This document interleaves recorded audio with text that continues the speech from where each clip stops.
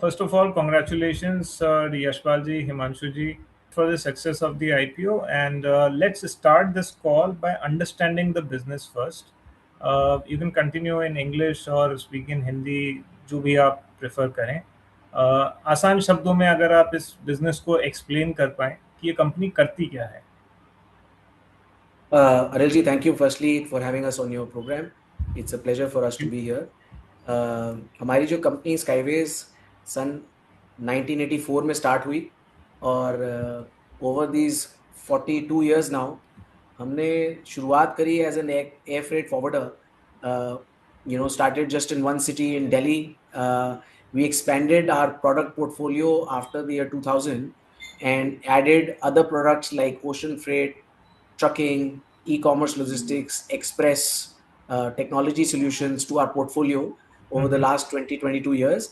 And हमने अपना geographical footprint भी expand किया.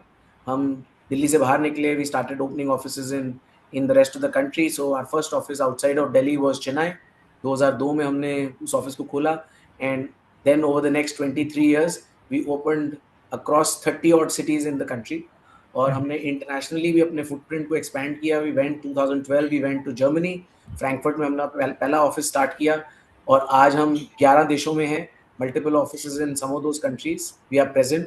So Skyways today is a group with more than 1,000 people, and we are offering solutions across air, ocean, trucking, express to a wide range of customers. और इस journey में Skyways is also now the number one air cargo company of India for the air export business. हमारा 5.64% market share है. We handled about 84,000 tons last year, which is 84 million kilos, and we are continuing to expand that year on year across. 77% हमारा जो business है आज वो air से आता है.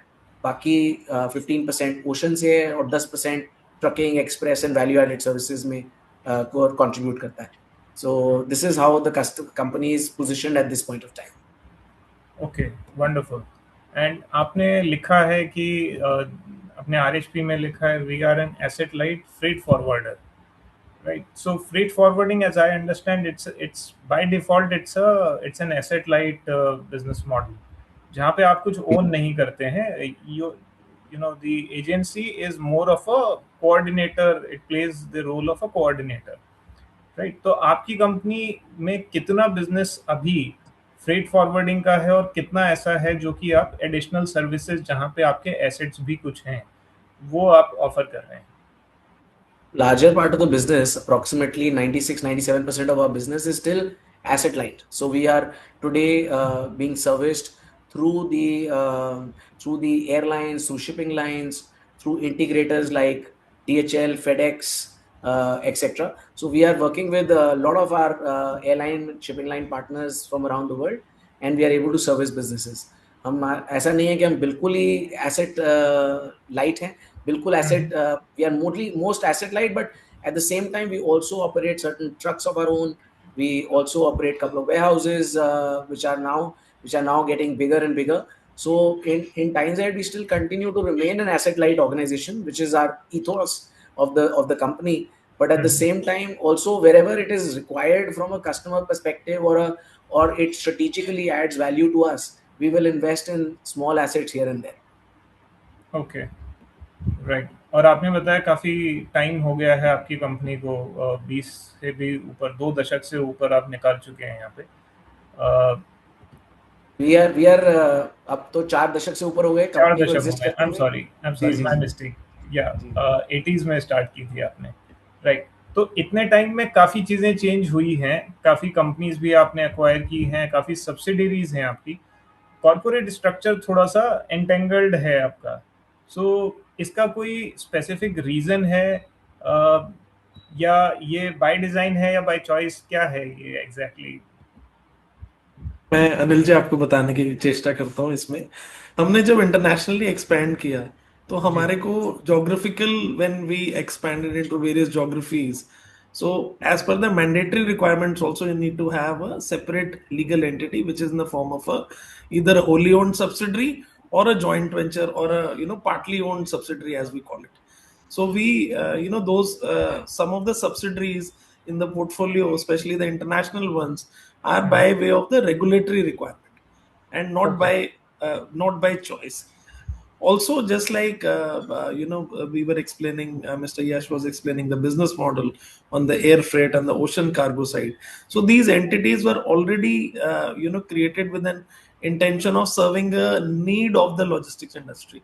So for example, the flagship company in the air cargo sector was already there as Skyways, and the ocean company that was created was in the name of the Foreign Container Line. So the ethos and the business dynamics of every sphere of logistics also requires, in terms of the entire ecosystem, branding, and specialization at the same place, that it is always better to have strategic specialists who are leading these companies. Like Express is another DNA from a traditional logistics model.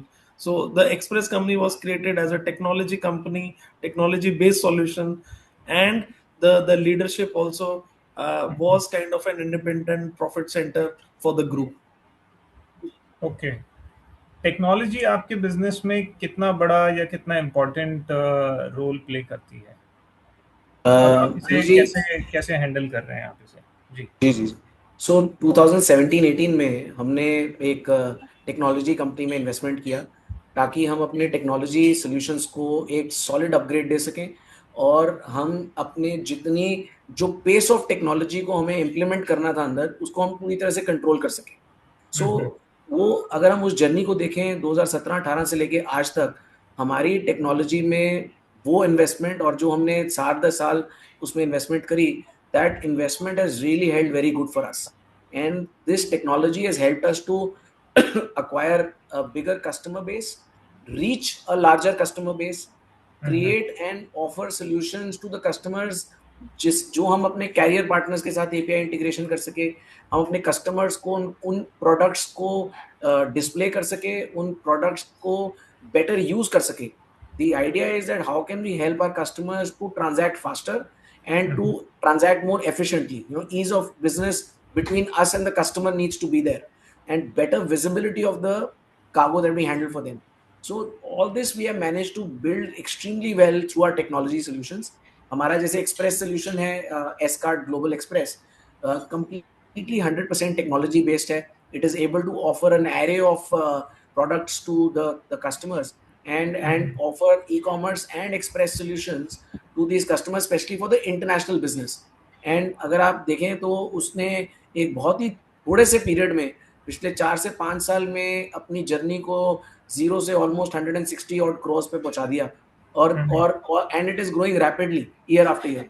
तो हमारा technology का usage, चाहे वो air cargo है, चाहे वो ocean है, चाहे वो ट्रकिंग है, एक्सप्रेस है, या अदर वैल्यू एडेड सर्विसेज हैं, हम टेक्नोलॉजी को इसको अपने फोरफ्रंट पे रख के कंसिस्टेंटली इसमें टाइम एंड एनर्जी इन्वेस्ट करके we are growing, and we are trying to create solutions which are very relevant for customers tomorrow. We don't want to be just known as something of the past. We want to make sure that all the solutions that we are creating are for customers of tomorrow, and our technology, infra, equipment, all our processes need to be in line with those customer needs. Got it. Fair enough. Yashpal ji, one question around the industry structure. This industry, please help me understand and help our viewers also understand, uh, how is the decision made by your clients? What is the single most important point, or the most important points, which are in consideration before making a decision that I want to go with player A or player B or player C?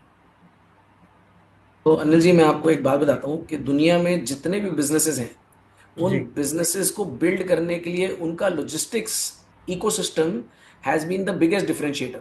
आज चाहे वो garment का एक exporter है, या garment का एक customer है, वो दुनिया भर के गारमेंट के एक्सपोर्टर्स और मैन्युफैक्चरर से compete कर रहा है, right? So some of the differences, and likewise for pharmaceutical, consumer electronics, etc.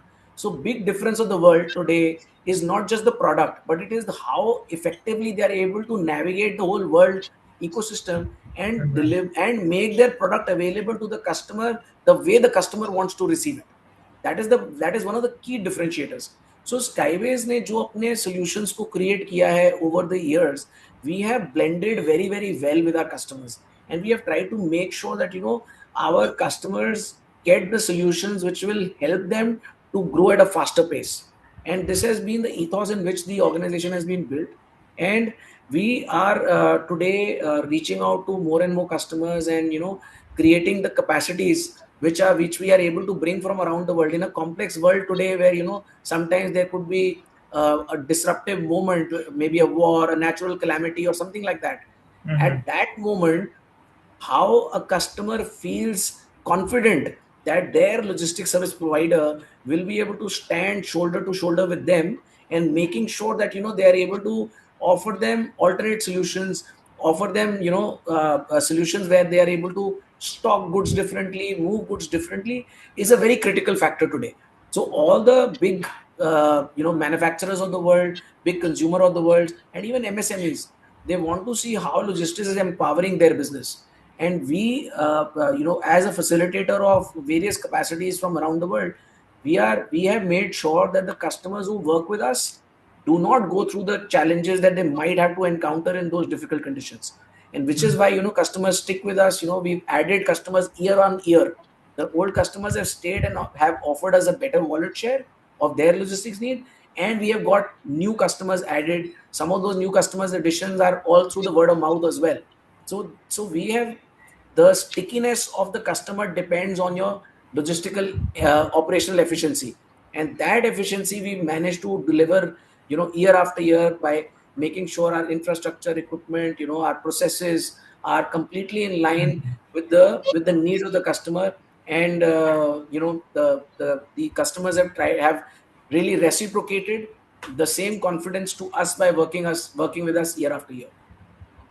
Got it. All right. थोड़ा सा फाइनेंसेस के बारे में बात करते हैं यशपाल जी. आपके रेवेन्यूज जो हैं अभी, हिमांशु जी खुश हो गए एकदम. आपके रेवेन्यूज थोड़े डिक्लाइन हुए हैं, और इसके पीछे एक मैं इसको थोड़ा कंटेक्चुअलाइज भी करना चाहूँगा.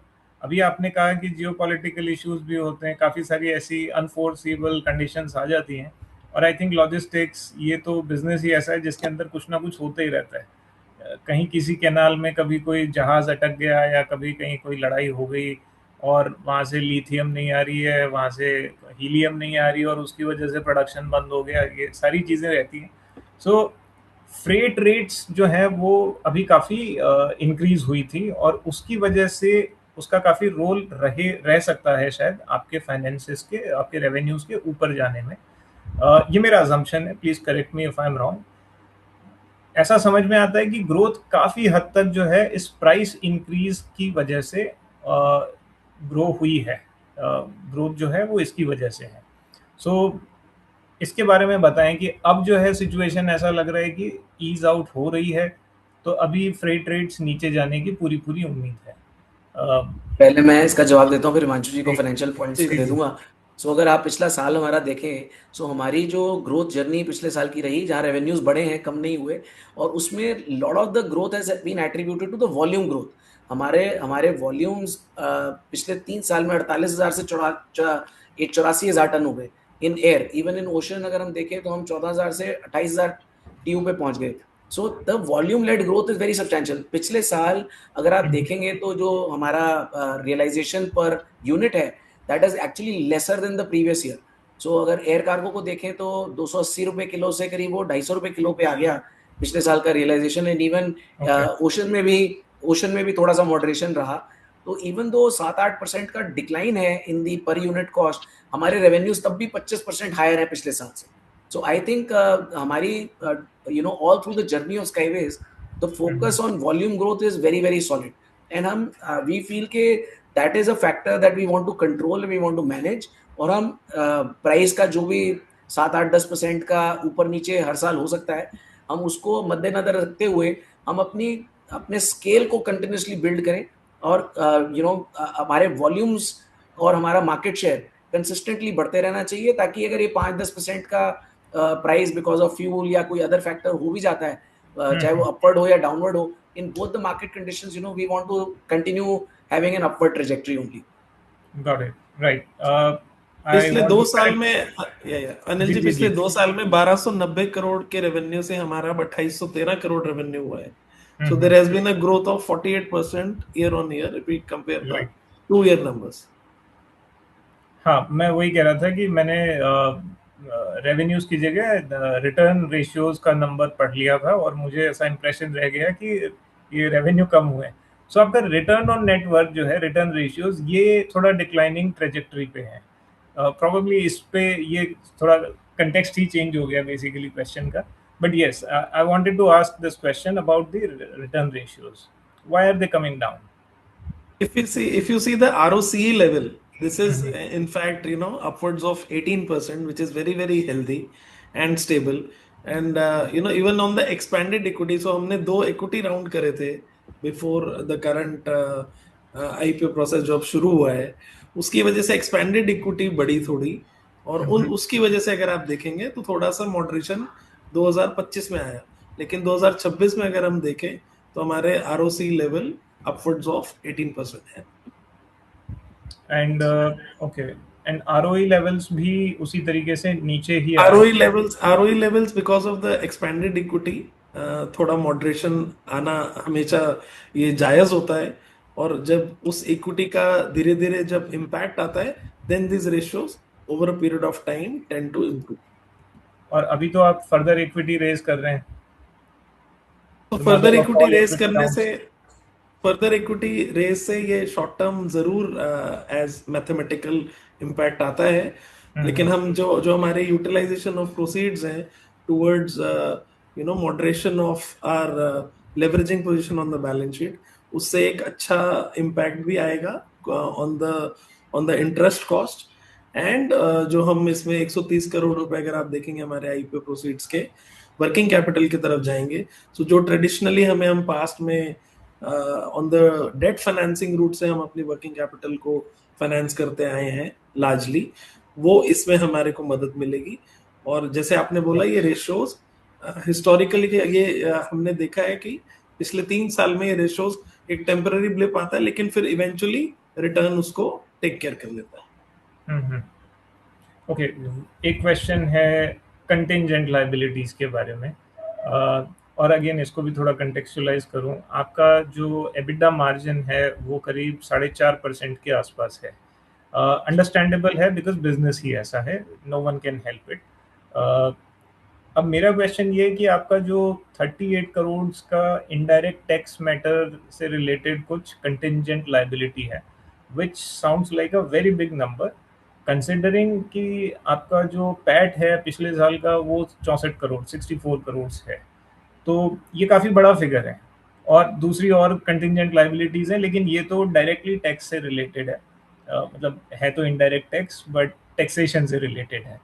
सो ये एक ओवरहैंग की तरह से काम कर सकता है, या इसमें हमें कोई बहुत जल्दी क्लैरिटी मिलने की उम्मीद है? जो नेसेसरी अपील, अब कई बारी इंटरप्रिटेशन में अनिल जी, जो अथॉरिटीज के लेवल पे हमने पास्ट में भी देखा है, कई बारी काफी इंडस्ट्रीज के साथ ऐसा हुआ और बाद में वो डिसीजन इंडस्ट्री के फेवर में आते हैं। तो इस कंटिजेंट लायबिलिटी को हमने, जब हमारे टैक्स एक्सपर्ट्स ने अक्रॉस इंडस्ट्री ये फिनोमिना को स्टडी किया, तो उन्होंने हमारे को सजेस्ट किया कि ये आप इसमें हमारी कोई टैक्स की लाइबिलिटी नहीं बनती है, इसी वजह से हमने इसको कंटेस्ट किया हुआ है। और इसका जो है पेंडिंग मैटर है अभी, तो इस पे थोड़ा मैं कमेंट नहीं कर सकता, बट ये इसका जो रिजल्ट है वो over a period of time जरूर आएगा। और जैसे हमने पास में देखा है कि जहाँ पे इस तरह के इंटरप्रिटेशनल इशू कई बारी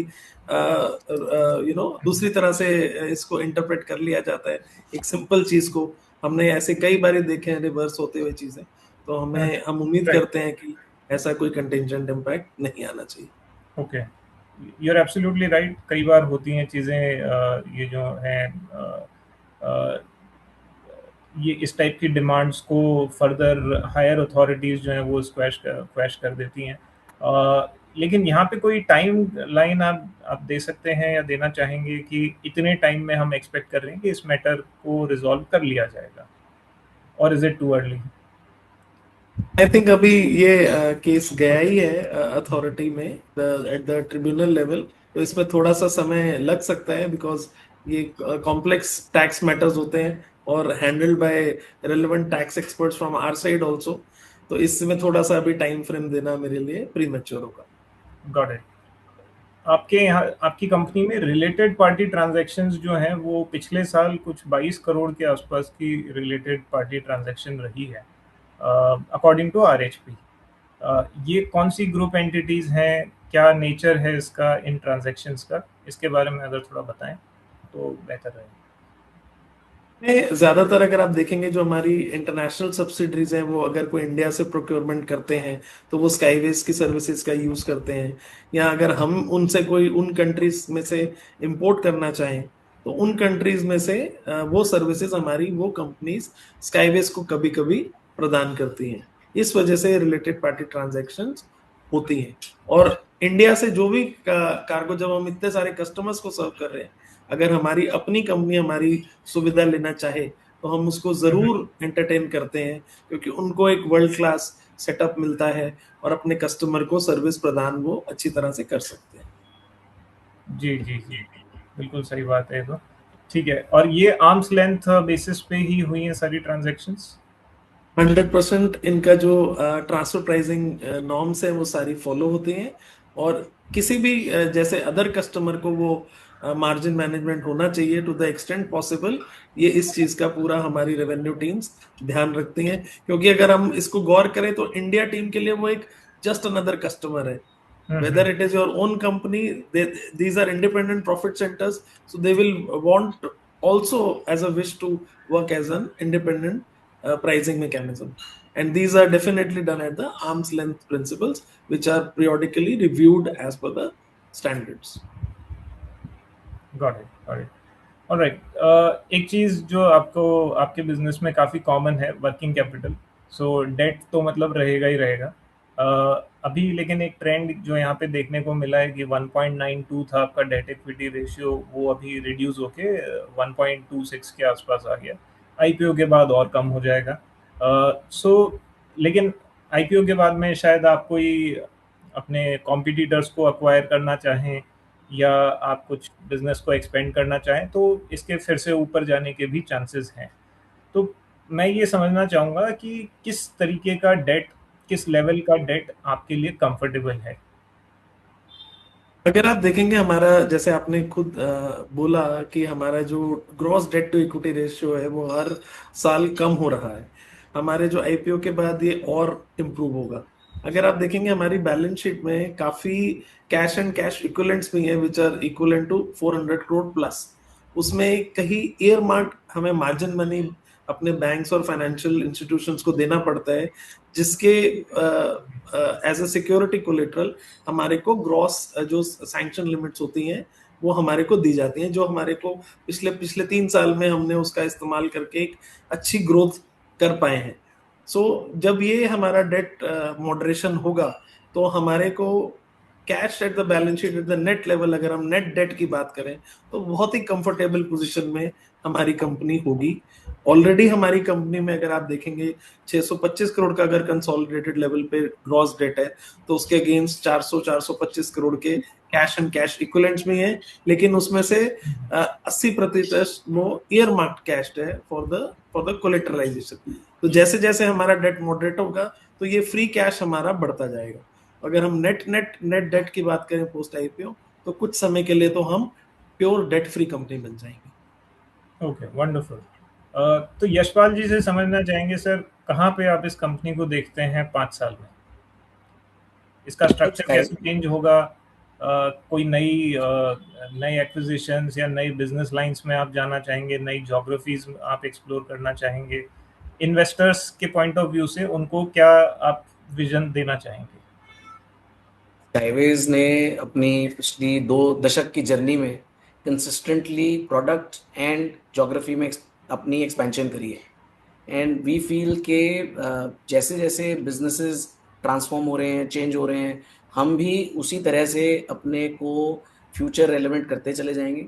and wherever there is an opportunity for us to expand our geography, to get closer to the customer, to get closer to the logistic solution of a customer, we will like to explore those geographies. Strategically, whenever there is an acquisition that comes along and it fits in the long-term strategy of the organization, we'll definitely explore it. It is not a big we have to go around and doing acquisitions all the time, but when strategically something comes around, we will definitely be open to explore those possibilities in times ahead. ये तो काफी diplomatic answer हो गया। तो लेकिन यशपाल जी, इसको मैं दूसरे शब्दों में रखता हूँ, इन्वेस्टर्स आपकी कंपनी में पैसा क्यों लगाएं? Well, one is the how the organization is currently positioned and a market leader in the air cargo space. And जो हम avenues of growth दिखा रहे हैं कि जो हम सिर्फ एक एयर कार्गो में एयर एक्सपोर्ट की ग्रोथ की बात नहीं कर रहे आज इन द कंपनी। अगर हम पिछले 3 साल की ही जर्नी अपने स्काईवेज की देखें तो जो दूसरे प्रोडक्ट्स जो ocean air import domestic air cargo express trucking, ये जो सॉल्यूशंस में जिसमें ग्रोथ आपको दिख रही है, अगर आप इनकी ग्रॉस टर्नओवर देखेंगे पिछले 3 साल में भी ग्रोथ में, तो एक बड़ा अच्छा नंबर उभर के सामने आया है हमारे कि जहां हम 550-600 करोड़ रुपए का बिजनेस हम अदर प्रोडक्ट से कर पा रहे हैं। And every year whichever product in the last 20 years we have introduced, it has always grown year on year. So in the times ahead also, each one of our product will continue to create a bigger mark in times ahead. तो जो ये horizontal growth हमने plan करी है, चाहे वो geographically कोई नई टेरिटरी में हम गए या न्यू प्रोडक्ट्स हमने ऐड किए, उनके vertical towers in times ahead will be very exciting for customers. Okay, right. Your growth has really been impressive. I stand corrected in these recent years. So I'm through with my set of questions, and I wish you all the best once again for the success of IPO. It was Thank you, wonderful Anil. interacting with you. Thanks a lot for taking out time and talking to IPO Central. Wish you all the best. Thank you, Anil. Thank you, Anil. Jai Hind Jai Hind, sir. to everybody.